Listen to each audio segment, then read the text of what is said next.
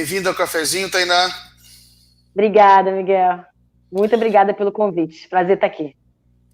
Pessoal, eu quero apresentar aqui a nossa convidada de hoje, Tainá de Paula. Ela é arquiteta, ela hoje é presidente do Instituto de Arquitetura do Brasil, IAB, né? Isso. A gente vai conversar um pouco sobre os desafios do urbanismo para esse mundo pós-Covid. Bom, Miguel, a gente ainda vive aqui no Rio de Janeiro uma briga de foice institucional. Nós temos aí um decreto estadual dizendo determinados aspectos do nosso isolamento, ao mesmo tempo que temos um decreto municipal que diz outra coisa, horários desencontrados, escala do isolamento também com muito desencontro de informação e, obviamente, um governo federal que não ajuda, que não serve de guarda-chuva para essas políticas públicas integradas da forma que a gente precisaria hoje, né? O Rio, por óbvio, né, e falando um pouco para quem está ouvindo e vendo a gente, ela é uma cidade cosmopolita que recebe gente do país inteiro, do mundo inteiro, então é uma das cidades, junto com São Paulo, com maior número de contágios e maior número de doentes, né? A nossa curva começou antes a crescer em relação ao resto do Brasil, a nossa contaminação comunitária começou antes e muito por conta do grande fluxo de trânsito aí de pessoas nos nossos aeroportos, nos aeroportos internacionais que temos. Então, assim, o Rio de Janeiro deveria estar na ponta das ações público-institucionais do país, tá? Acho que grande parte do isolamento, inclusive para os outros estados do Brasil, deveriam ter passado por políticas e debate antes em Rio e São Paulo, que é o eixo principal aí de fluxo de pessoas quando a gente fala de circuito internacional. É claro que isso não aconteceu, inclusive o governo federal, de forma muito inconsequente, sabendo da possibilidade de pandemia, obviamente, o governo federal foi notificado muito mais, com muito maior antecedência do que a larga população. O anúncio da OMS foi antecedido de uma série de notificações aos países que integram os órgãos internacionais, e o governo não fez nada para que a gente se preparasse, que a gente mobilizasse nossa estrutura física, nossa estrutura financeira, nossa estrutura administrativa para lidar com uma pandemia tão avassaladora quanto a do coronavírus, quanto a da Covid-19. Nas cidades, acho que vale depois a gente ir para frente e ir desdobrando aí quais as ações funcionam, o que não funciona, comparar as cidades do mundo, né? Perceber o que cada um está fazendo e quais os caminhos Bolsonaro, Witzel e Crivella estão tomando. Importante a gente falar que, para além do Rio de Janeiro entrar atrasado, o Rio de Janeiro ainda tem muita dificuldade de fazer o isolamento social. E aí tem diversos motivos, né? A nossa realidade socioeconômica, a gente tem aí, no início da pandemia, cerca de 2 milhões e 200 mil pessoas trabalhando informalmente ou desempregadas, vivendo na base do biscate. Então, assim, isso significa concretamente que as pessoas estão indo para a rua ou buscar emprego ou fazer um trabalho informal qualquer. As pessoas precisam ganhar o seu pão e elas vão para a rua circular e fazer... E há mudanças, inclusive, de comportamento nisso. Quando você não tem uma renda fixa, você tem que praticamente todo dia ir ao mercado, porque cada dia você tem aquela renda do dia, né? E essa renda do dia vai pagar a sua janta, vai pagar seu almoço, e você vai ao mercado com maior fluxo do que alguém com uma renda que tem, obviamente, um salário fixo, que entra no início do mês. Isso passa a integrar um pouco o fluxo da tua vida cotidiana. E a gente tem a grande desinformação. O governo, tanto estadual quanto municipal, demoraram a criar ações. Ainda não temos um escritório de crise integrado, né, entre Estado e municipalidade, aqui no município do Rio de Janeiro. Falando especificamente do Rio, nós tivemos aí um buraco de 15 dias até que as pessoas percebessem que existe a necessidade de ter um protocolo de segurança, de saúde, de higiene, de justiça sanitária. Nós temos aí ineficiência das empresas estatais. Antes da gente começar aqui a conversa ao vivo, estava conversando com o Miguel sobre uma ação pública que eu colaborei com a construção dela contra a SEDAI, obrigando a SEDAI a disponibilizar água limpa para todo mundo, e a água aí é o centro do debate da justiça sanitária no meio de uma pandemia. Não dá para você lavar a mão, não dá para pedir para lavar a mão se você não tem acesso à água dentro da sua favela, dentro da sua comunidade. O debate importante que a gente precisa discutir aqui é o isolamento social, né? A gente fala aí que estou aqui com os dados, Crivella disponibilizou 1.000 quartos, 1.000 dormitórios em hotéis aí da rede hoteleira do Rio de Janeiro para disponibilizar para idosos em situação de vulnerabilidade social e que estão em favelas, né, em territórios precários. Falar, gente, que tem 140 mil idosos em favelas no Rio de Janeiro, no município do Rio de Janeiro. Então, assim, tem uma disparidade aí de política e prática da realidade gritante que a gente precisa discutir. Outra ação risível do nosso prefeito, do nosso alcaide, é a colocação do sambódromo para a população em situação de rua, com 400 leitos ao todo. A gente sabe que no Rio de Janeiro tem 15 mil pessoas em situação de rua aí na cidade, entre esse eixo Zona Sul, Centro, Tijuca, né? Ampliando aí o mapa de onde as pessoas em situação de rua estão. Não dá conta, obviamente, o sambódromo. Vamos ampliar, vamos colocar as escolas municipais à disposição de dormitórios informais durante essa pandemia, nós vamos disponibilizar hotéis, nós vamos reverter outras instituições, nós vamos abrir mais abrigamentos volantes.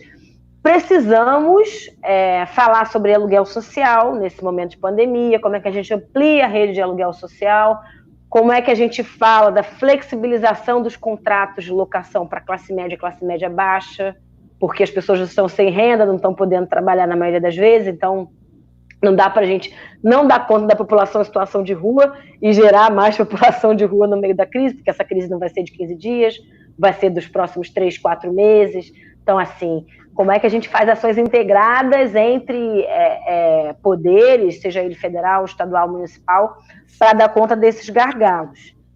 Outra preocupação grande que eu tenho, Miguel, é em relação à estrutura tanto sanitária, mas da saúde, né? Tem dois momentos que é importante a gente pensar, que um é o gerenciamento da crise, quem está na ponta, como é que a gente garante assistência social para as pessoas em vulnerabilidade social, para as pessoas que estão sem ter o que comer, para as pessoas que não têm dinheiro para comprar produto de limpeza, tem até acesso à comida, se vira, dá seu jeito, tem um parente, mas não tem como pagar álcool 70, não tem como pagar veja, água sanitária. E quem é que está na ponta oferecendo esse atendimento, essa assistência, garantindo, inclusive, que essas pessoas façam o protocolo sanitário de higienização? É importante demais a informação. Eu não vi em nenhum momento, até o presente momento, nenhuma cartilha sendo distribuída, sendo promovida nos sites oficiais da prefeitura, nos sites oficiais aí do governo do estado, em relação à higienização, ao protocolo básico que a população tem que fazer. Tem uma desinformação profunda. Witzel e Crivella vão dar conta das mortes e não vão falar do trabalho que eles precisariam fazer no longo prazo. A gente tem aí um problema grave de desinformação. Em relação à estrutura de saúde, dos equipamentos de saúde, começamos muito mal, né? A gente tem aí, por exemplo, um problema sério que é o problema dos respiradores. A gente não tem respirador para o estado do Rio de Janeiro, não é um problema só do Rio de Janeiro, é um problema do país inteiro. Mesmo o ministro Mandetta dizendo que houve compra dos respiradores argentinos, que a gente vai conseguir respiradores de outro lugar. Temos a Universidade Federal da Paraíba desenvolvendo um respirador, a gente tem a UFBA tentando resolver também um respirador que funciona para mais doentes, mas o fato é que está tudo muito embrionário e nós estamos com a nossa curva em crescimento largo, né? A gente tem aí uma notícia de que até sexta-feira, Caxias, por exemplo, município aqui da Baixada Fluminense, vai entrar em colapso no seu sistema público de saúde, não vai ter leito, vai ter que mandar para outro município próximo. Obviamente, isso vai acontecer em outros municípios da Baixada Fluminense, que, obviamente, vão ajudar a empurrar esses doentes para a rede de atendimento da capital do município do Rio de Janeiro. Os hospitais de campanha não estão prontos, os hospitais de campanha são os suficientes, os que estão aí descritos, né, para serem construídos. Eu percebi que Niterói se antecipou e reconverteu, né, fez um comodato pagando aí acho que cerca de 4 milhões para conseguir um hospital particular, mas não vejo uma movimentação maior de Witzel e de Crivella nesse cenário. Nós ainda temos leitos aí falando que a capacidade do Rio de Janeiro está chegando a 50%, né? No último levantamento que a gente fez, estava em 48% já a ocupação dos leitos aqui no Rio de Janeiro. Esse número, com a curva do jeito que está, e obviamente com a contribuição dos outros municípios, tende a aumentar de uma forma muito rápida. Então, muito provavelmente, se vocês estiverem vendo esse vídeo daqui a uma semana, daqui a 2 semanas, o Rio de Janeiro pode entrar em colapso, né? Se a gente não tiver nada que controle o estágio de contaminação da população. Então, é urgente a gente tratar de abertura de leitos dos hospitais municipais, principalmente, que estão fechados, e dos federais. A gente tem aí, por exemplo, hospitais enormes, com alta capacidade, como, por exemplo, o Hospital dos Servidores do Estado, que vem funcionando apenas com 30% da sua capacidade total. Existe ainda uma grande preocupação da equipe médica, e aí falar que, por exemplo, um dado que saiu recentemente, dizendo que 50% dos técnicos de saúde, dos agentes de saúde que foram testados por Covid-19 estão infectados.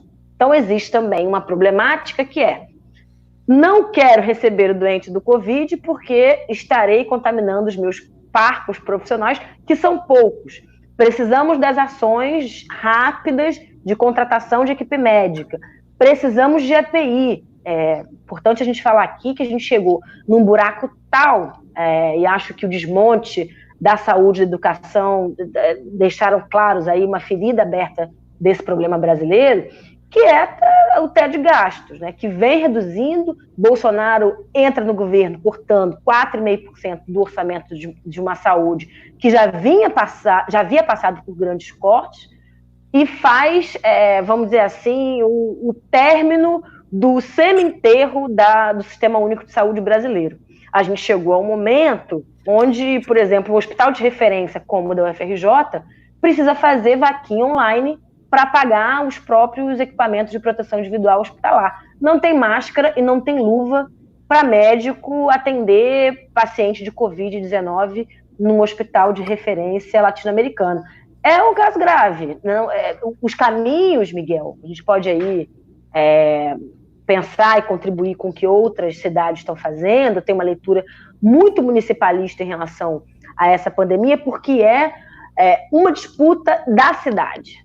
Não dá para vencer a pandemia numa perspectiva apenas nacionalizada. É claro que as políticas públicas, e claro que o recurso, o orçamento, toda a guerra orçamentária é feita principalmente no âmbito nacional. A gente tem aí PECs sendo executadas, a gente tem todo um trabalho aí dos nossos parlamentares da oposição construindo projetos de lei que favoreçam esse trânsito do dinheiro chegar à ponta das unidades hospitalares, nas unidades de referência importantes que precisam chegar, mas o fato é que a disputa para a blindagem da população não ser contaminada e, de fato, ser eficaz, funciona aqui embaixo, aqui na ponta, né? O nosso técnico de saúde está aqui, nosso agente de saúde comunitário está aqui, o assistente social que vai entregar a cesta básica está aqui, quem vai cadastrar a situação da população de rua para receber a renda básica está aqui no dia a dia, no cotidiano. Então, esse cotidiano aqui do município, aqui da cidade, que vai dar conta da eficácia ou não da política pública que está sendo implementada.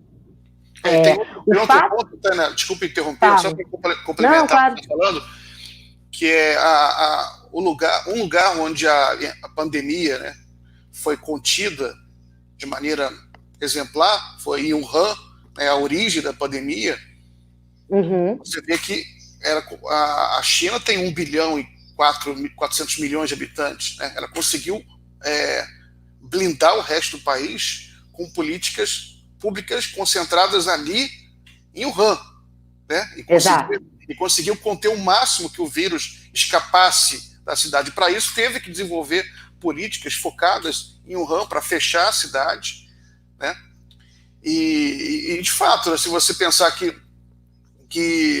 se o governo quisesse, quer dizer, claro que ele quer, mas se ele tivesse políticas mais inteligentes para evitar a disseminação do vírus, há políticas voltadas para as cidades, e sobretudo dentro das cidades, porque as cidades são tão grandes, né? Porque, por exemplo, um grande medo de todo mundo, enfim, mas é porque o Brasil, ele tem o Rio de Janeiro, as grandes capitais brasileiras têm uma vulnerabilidade muito grande, que é a concentração urbana em locais com péssima higienização, com péssima sistema de esgoto, né, que são as favelas, e um dos pontos de contaminação muito forte que além da contaminação pela via oral, tem a contaminação pelos esgotos, né? Exato.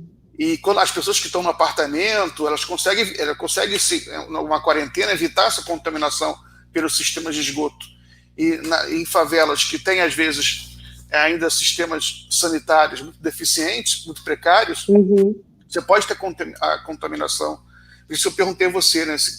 Porque a gente quer discutir aqui na nossa conversa algumas políticas urbanistas para o pós-Covid, que eu peguei para o momento posterior aqui, porque ficou tão claro, né, o Covid deixa tão explícito, deixa as feridas tão abertas nas grandes cidades do mundo inteiro, mas no Brasil em particular, que tem uma precariedade urbana muito grande, as feridas ficam tão abertas que o debate ele é muito necessário.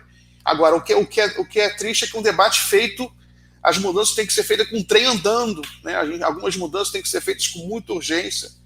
Aí por isso que eu estava perguntando a você. Por falar nisso, provocando esse debate. Atualizar o pessoal aqui que o governador admitiu hoje que ele contraiu o vírus. Que ele está contaminado, né? Ele está contaminado, o Witzel. Hoje os dados de hoje, de 14 de abril, são de 204 mortos, é o recorde até agora, segundo o Ministério da Saúde, né? Aqui no estado do Rio de Janeiro. Esse número é subnotificado, né? A gente sabe. Sim, tem a questão da subnotificação, porque o Brasil está muito atrás na questão dos testes. Tem muito teste no Brasil. A gente está muito, muito atrasado nisso.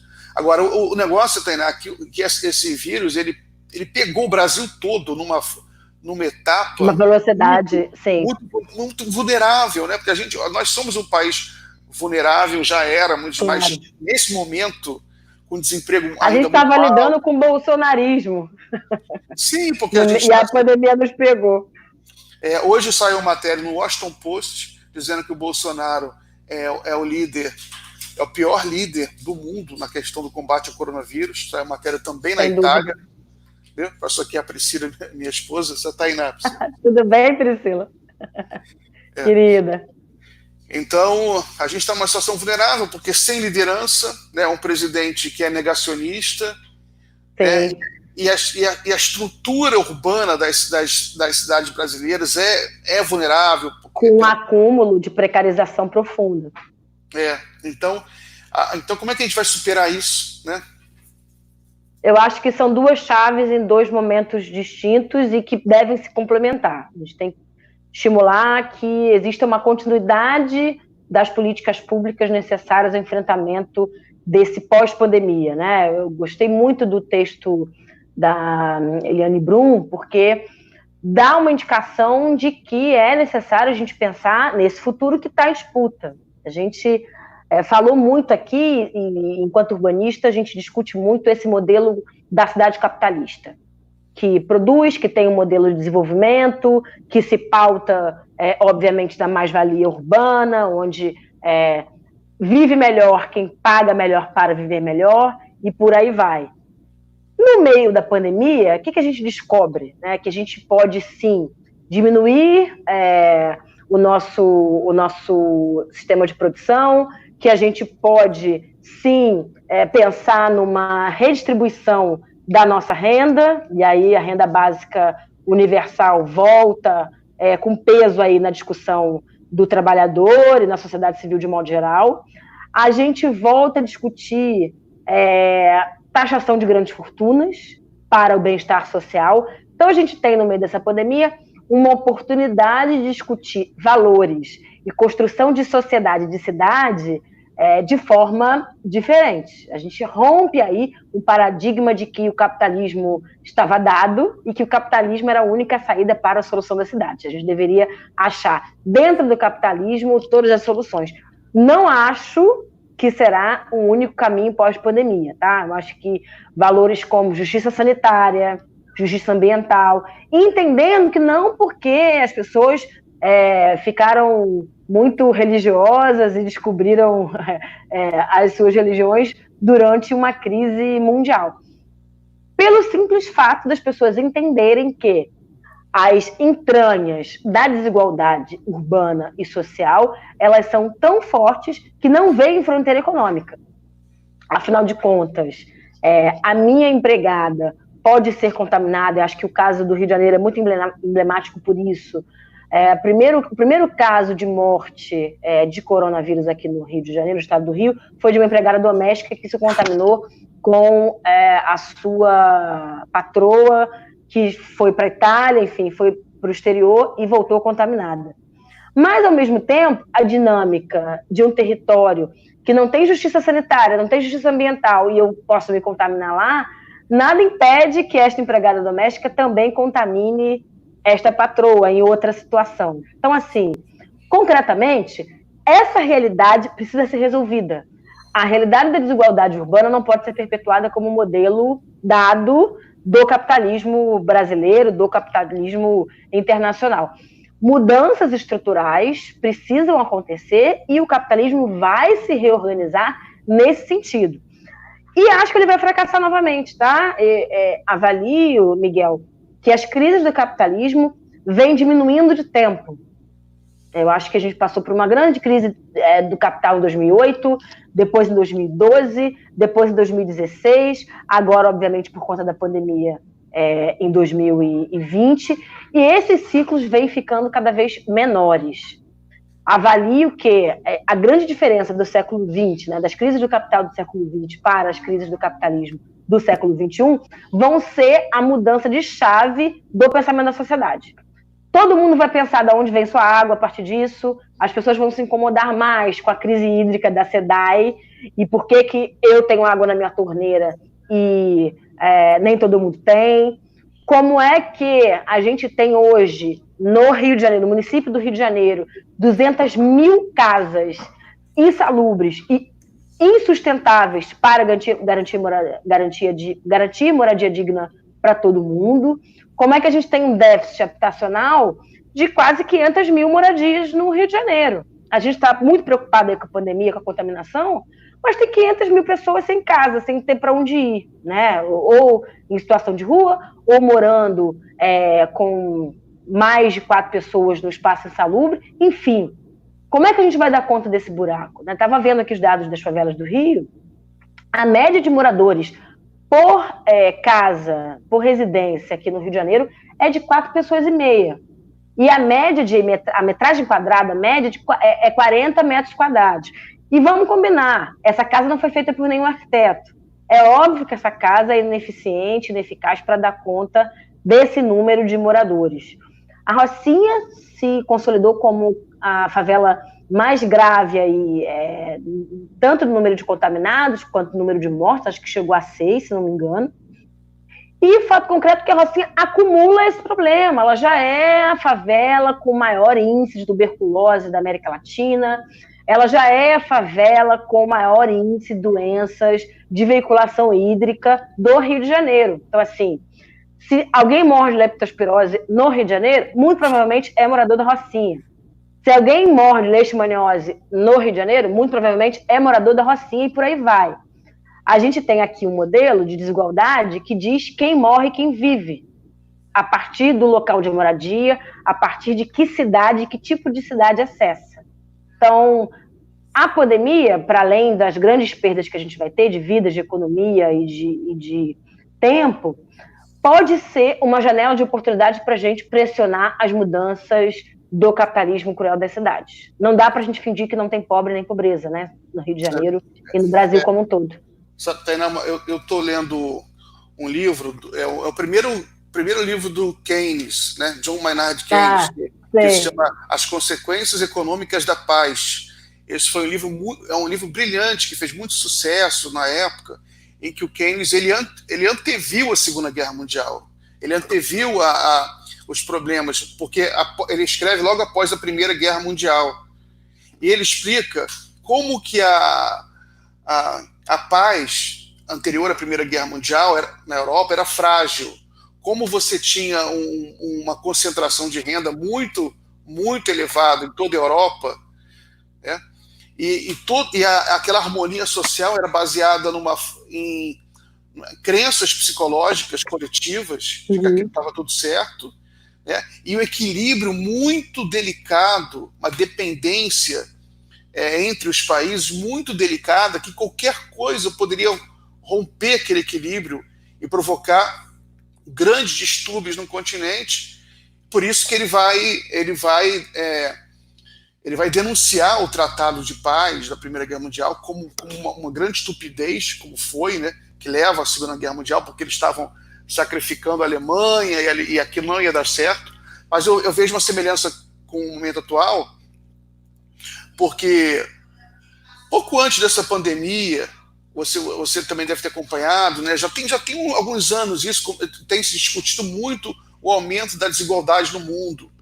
Você tem o Piketty lançou 2 livros que se tornaram best-sellers mundiais, e esse debate tem crescido muito. Bernie Sanders quase foi candidato do Partido Democrata dos Estados Unidos. Aí você tem um debate sobre a desigualdade que cresceu muito nos últimos anos no mundo todo. E aí apareceram alguns trabalhos, alguns livros, que mostram que só grandes tragédias mudam a desigualdade. Guerras, pestes, né? E não só pelo ponto de vista de você causar um grande choque, né, um grande choque econômico, mas também com a mudança que ele prepara psicologicamente, que cria um terreno psicológico para algumas mudanças importantes. E como você estava dizendo sobre isso agora, de fato, agora o Brasil, o mundo inteiro vai se confrontar com uma nova realidade, porque você vê na Europa toda, são estados mais estruturados, né? A Europa vai sofrer uma queda econômica muito, muito forte, mas ao mesmo tempo ele está conseguindo manter um certo equilíbrio social através de programas governamentais muito fortes. Claro. E de uma estrutura já pré-estabelecida, né, Miguel? Importante falar também. Sim, mas a população desses países vai olhar, graças a Deus que a gente tem esse Estado organizado, porque se não tivesse isso nesse momento, o que seria de nós? A Priscila trabalha com cinema, ela fala como em toda a Europa, na Dinamarca, eles estão segurando e pagando todas as salas de cinema para segurar e já discutindo, inclusive, uma transição para um modelo de audiovisual diferente. Aqui a Ancine não está fazendo nada. Enfim, uma mudança. A mudança já está acontecendo, é muito rápido. Claro. Aqui no Brasil... O debate do Estado mínimo vai ser soterrada, né? Sim, exatamente. O Brasil vinha numa construção muito provocada pelo bolsonarismo, de construção de empreendedorismo, do Estado mínimo como novo modelo de construção social, de articulação dos atores sociais...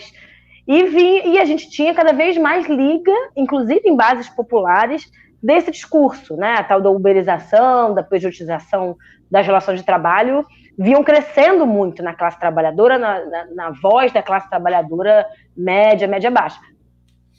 O que a pandemia faz é uma guinada do Estado, não só provedor, mas do Estado como peça-chave na organização das relações sociais.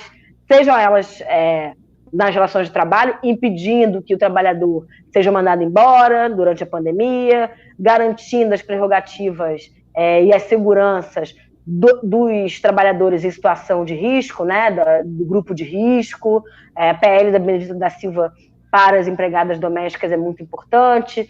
A Comissão de Cultura também aprova toda uma lógica de proteção a partir de um projeto de lei para os trabalhadores informais da cultura. Então, assim, a gente tem uma oportunidade também de dizer, o que a esquerda nunca deixou de dizer, óbvio, mas que vinha perdendo fôlego no tecido social, é que não, a gente precisa lutar por nossos direitos, nós precisamos estudar, disputar um Estado que nos enxergue, que faça política pública, que garanta política pública para nós, e isso é muito claro.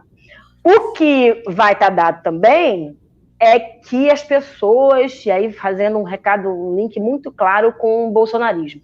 O Bolsonaro, ele fez 2 movimentos que são destruidores, assim, da nossa capacidade de interlocução com a sociedade, que é o seguinte: individualidade, né? Ele individualiza as decisões, ele individualiza o debate, inclusive é o sujeito, acho que é a persona política mais síntese da não discussão. Ele não fala com ninguém, né? Ele usa o Twitter, ele usa uma rede social, ele não vai a debate público, ele mente nas suas falas públicas. Então ele é um antipresidente, né, na síntese, porque um presidente precisaria comunicar, precisa estar em direto diálogo e franco diálogo com a população.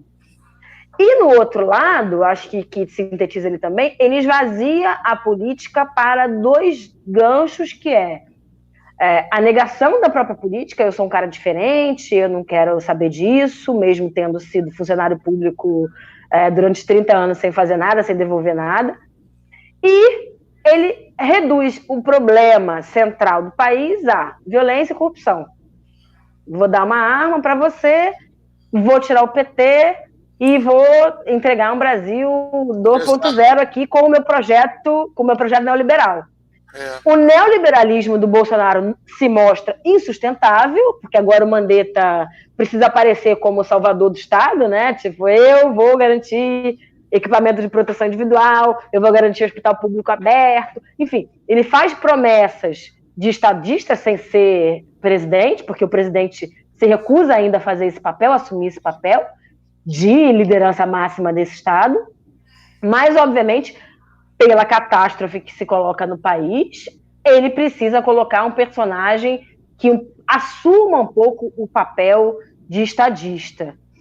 Tem muita preocupação, Miguel, com a permanência de Mandetta, que vacila em muitos momentos, né? Eu acho que os últimos 10 dias foram de muita instabilidade e segurança dessa figura. O fato é que problemas graves acontecem na capacidade responsiva de decisão desse Ministério da Saúde de Bolsonaro. Ele, em comparação ao Bolsonaro, óbvio que é infinitamente melhor, mas também ele é um golpista a serviço de um projeto neoliberal. É um sujeito que é a favor da privatização do SUS, que foi a favor dos cortes, que votou a favor da PEC de teto de gastos, enfim. É um sujeito muito equivocado para um momento tão grave e importante que nós vivemos. Então, fico muito preocupada com as ações práticas, pragmáticas deste governo, que até agora se reduz a essa troca de fake news e de discussões que não resolvem a vida da população aqui na ponta. E, por outro lado, os municípios também, os governadores e prefeitos ficam sem acesso aos recursos, sem acesso a políticas mais ampliadas e batendo no poder maior. Acho que a postura de Witzel é essa. Vi o Twitter hoje do Witzel de ponta a ponta, até a declaração de que ele está com coronavírus, era batendo no presidente, no Bolsonaro. E Crivella, quando aparece, é para dizer que vai fazer, né? O que está com muita dificuldade de se movimentar. Então, assim, apesar de ser base ferrenha do governo federal, e inclusive acenar possibilidade de flexibilização do isolamento, né? Então, assim, vivemos um período muito difícil. Para o futuro, o que eu acho? A agenda vai mudar, como eu tinha apontado. as pessoas vão querer falar de bem viver, bem-estar social, agenda social, com essa proposta.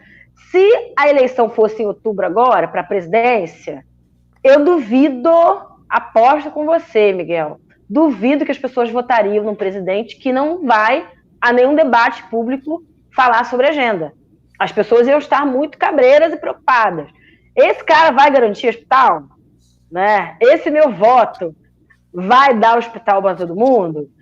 Esse sujeito vai garantir orçamento para os trabalhadores? Vai garantir emprego? Então, assim, saúde, emprego, bem-estar social, garantias de bem-estar social e justiça sanitária e moradia digna vão voltar a ser o polo de discussão. O que percebo é que, muito provavelmente, todo mundo que está morando aí no Minha Casa Minha Vida está se sentindo mais seguro de quem está numa favela. Então, vão ser discussões que a própria classe trabalhadora, que os próprios favelados e moradores da cidade vão começar a fazer. São perguntas de quem está sofrendo na ponta. Tainá, uma coisa que eu acho que é um assunto que vai vir à tona também, eu acho que isso você pode também dar alguma colaboração nisso, né, pela sua profissão. Eu penso muito nisso também, que é a questão do urbanismo das grandes cidades brasileiras. Você tem uma falta de planejamento horrorosa, porque e o Covid, né, a pandemia, ela mostra essas feridas, essas deficiências de uma maneira mais explícita, né? Porque, por exemplo, você tem um desemprego muito grande, crônico, nas grandes cidades, e você tem soluções que são urbanísticas e são econômicas também, né? Por exemplo, você criar cinturões agrícolas ao redor das cidades, aumentar o número. A questão da própria pandemia ajudaria se você tivesse mais espaços, né? Uma cidade mais planejada, com mais parques. A questão das favelas no Rio de Janeiro, algum dia isso vai ter que ser atacado de maneira muito eficaz, porque você mesmo estava comentando sobre a questão da Rocinha, que tem um alto índice de tuberculose e que tem uma densidade demográfica exagerada, e eu sei muito bem que média engana, né? Média engana muito, né? Se você tem 4 pessoas na média por casa de 40 metros, você tem casos de 10 tem pessoas. Tem muita gente que sim. Né? Sim. E quando você envolve vida humana, né, as médias elas são terríveis. Né? Por exemplo, a renda per capita no Brasil, na realidade, não quer dizer nada, por causa que as diferenças são tão grandes. Né? Agora, por exemplo, no caso das grandes favelas no Rio de Janeiro, é evidente que você tem que fazer enormes investimentos em infraestrutura ali. Aí, inclusive, você ajudaria a resolver o problema do emprego, porque o problema do desemprego no Rio de Janeiro sempre foi muito grave nas periferias, na Baixada Fluminense, nas áreas pobres, e são áreas com muito pouca, uma infraestrutura horrível, de residencial, sanitária, transporte. É evidente que você tem que ter um investimento muito grande nessas áreas, e isso ajudaria a resolver a questão também da pandemia, né? Porque se as pessoas tivessem melhores moradias, a questões sanitárias melhores, você consegue resolver a longo prazo. A gente não sabe o que vai acontecer ainda, porque o Bolsonaro ele quer demitir o Mandetta. Você tem muitos rumores de que ele pode colocar como substituto aquele terraplanista. O Osmar Terra, né? Osmar Trevas, que é um cara que passa todo dia, ele vem para a rede social falar que a pandemia não existe, falar que é um exagero, e ele só fala besteira, as previsões dele já se furaram, né? Ele falou, e a incapacidade do Bolsonaro de antever, de ter um pouquinho de projeção, né? Você vê que o que caracteriza a inteligência de qualquer planejador, de qualquer estrategista urbano, qualquer estrategista político, é você conseguir antever alguma coisa, daqui a um mês, daqui a 2 meses, daqui a um ano. Você vê que a grande capacidade da China, né, que a China vai sair dessa pandemia muito, muito mais forte. Tem até medo de falar Sim. isso, porque os conspiradores ficam inventando aí teoria da China. Da conspiração, que foi a China que inventou o Covid. Sim, exato, mas você vê que uma grande vantagem da China, e isso também vai ter que ser discutido, modelos de Estado, né, como é que a gente vai conseguir remodelar as nossas democracias sem implementar nenhuma ditadura, mas ter um Estado mais eficiente, né? Claro. Porque a China ela conseguiu, ela tem um Estado que consegue planejar um longo prazo, né? Então, ela matou na raiz ali a pandemia no país, ela fechou o país todo. Hoje eu vi um gráfico, saiu uma capacidade responsiva muito grande, né? Muito rápida, e ela usou muito a tecnologia. Por exemplo, ela imediatamente colocou à disposição dos cidadãos um aplicativo por celular, que a pessoa colocava o dedo no celular para medir sua febre. E a febre ia para um centro de inteligência artificial para o governo controlar quem estava com febre para poder isolar todo mundo, né? Aqui a gente ainda está... O Ocidente ficou para trás, né? Nem só o Brasil. Sem dúvida, o Ocidente ficou para trás. Agora você viu o que aconteceu. E, de fato, o modelo, na minha opinião, o modelo chinês é a nova referência, inclusive na correlação de forças internacional, para a gente estabelecer relações econômicas, relações de parceria, relações no âmbito tecnológico, enfim. Eu acho que foi foi um movimento que a gente ensaiou com o Lula e Dilma, que, obviamente, precisa ser reforçado. Não sei se Bolsonaro tem capacidade institucional para dar conta dessa relação. Ainda acho que ele tem, para além de um caráter de competência mesmo, ele ainda é estreito ao debate com os Estados Unidos, esse debate ainda com os países do Norte. Então, Tainá, já encaminhando para o final da entrevista, qual a mensagem que você deixa aí para os cariocas e para o povo brasileiro? Miguel, estamos juntos. A Covid-19 é uma doença que se vence coletivamente, depende muito da participação, do engajamento de cada um. É fundamental a gente também manter os nossos instrumentos de pressão, de organização.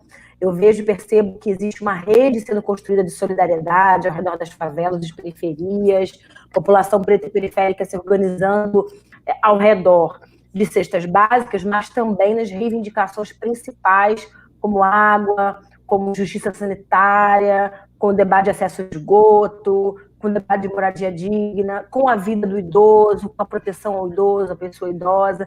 Então, são pautas muito importantes, centrais, que eu tenho muito entendimento que continuam potentes e perenes aí no seio da população. Então, fiquem juntos, vamos atravessar isso juntos, muito forte. Acho que a população brasileira, de forma brava e corajosa, enfrenta aí com toda a diversidade essa crise, mas estamos aqui fortes. A agenda do século XXI e 2020 começa depois da pandemia do coronavírus, vai ser uma agenda de bem viver, de bem-estar social, com certeza. Muito obrigado, Tainá. Então, até a próxima. Imagina, um abraço. Até, querida. Obrigada demais.